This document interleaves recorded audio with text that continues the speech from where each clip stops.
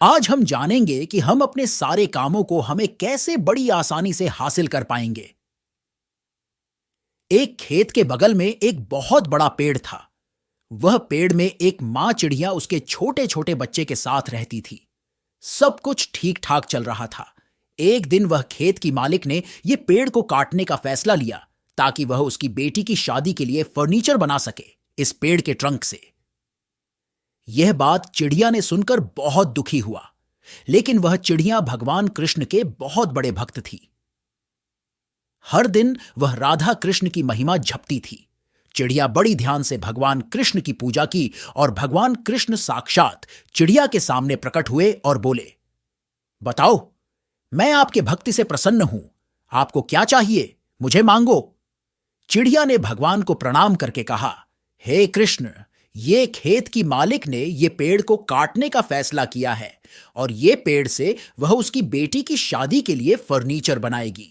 तो भगवान कृष्ण ने कहा, तो आपको एक नया घर चाहिए, इसलिए आप परेशान हो? चिड़िया ने जवाब दिया, नहीं भगवान, मैं ये पेड़ में कई सालों से हूं और मैंने देखा है कि ये खेत की मालिक जब खेत में काम करके थक जाता है तो यही पेड़ के नीचे बैठकर थकान लेता है। बारिश आए तो यही पेड़ के नीचे आकर खुद को बचाता है और तेज धूप में यही पेड़ की छाया से वह आराम करता है।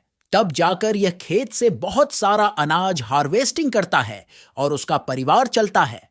और यह भी उसकी मजबूरी है कि उसकी बेटी का शादी के लिए उसको फर्नीचर चाहिए और इसके पास इतने साधन नहीं है कि वह ये सब खुद खरीद पाए। इसलिए खेत की मालिक ने ये पेड़ को काटकर उसकी बेटी के लिए फर्नीचर बनाने का निर्णय किया है। वह भी बेचारा गारिब है, क्या करेगा? अगर ये पेड़ कट जाएगी तो बाद में यह खेत की मालिक को बहुत तकलीफ होगी गुजारा करने में और मेरा घर वही छलने जाएगा। आप तो कुछ कृपा कीजिए प्रभु। तो भगवान कृष्ण ने इस छोटी सी चिड़िया की उदारपण देखकर बहुत प्रसन्न हुए और बोले, आप अपनी समस्या को पीछे रखकर पहले खेती वाला का दर्द समझें। इसे बढ़कर और क्या हो सकता है? आपको यह संसार में जन्म देकर मैं बहुत गर्व हूं। आप चिंता मत करो, मैं सब संभाल लूंगा।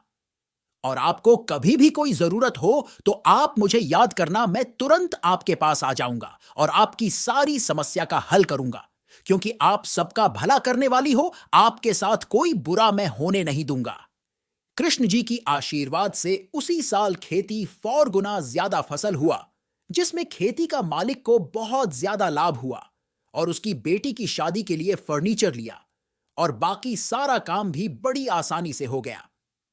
और जब ये सारी बातें एक दिन यूं खेत का मालिक को भगवान कृष्ण खुद आकर सपने में दिखाए और वह खेत के मालिक जोर जोर से दौड़कर खेत पास वह पेड़ के पास वहा और आगे यह हुआ, ये आगे पार्ट में बताएंगे।